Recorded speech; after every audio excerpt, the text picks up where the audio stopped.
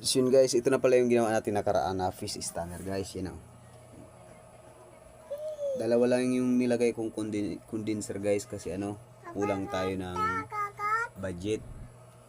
Ang numero ng ano nito guys, primary 14, secondary 18, tapos 22.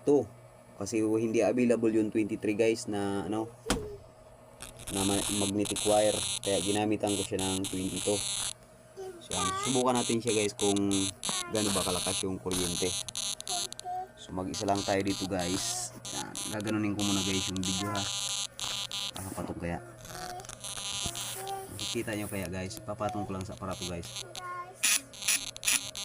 Yan yung tunog niya guys, mahina lang siya. Pero tatry natin guys kung kaya bang tumunog guys. Dwayne.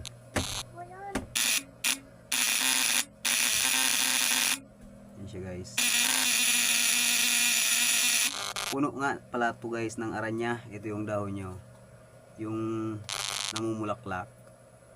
Aranya kung tawagin sa amin, pero sa iba gumamila ata yan. Gumamila yan guys. Puno ko ng gumamila. Try natin guys sa pulin.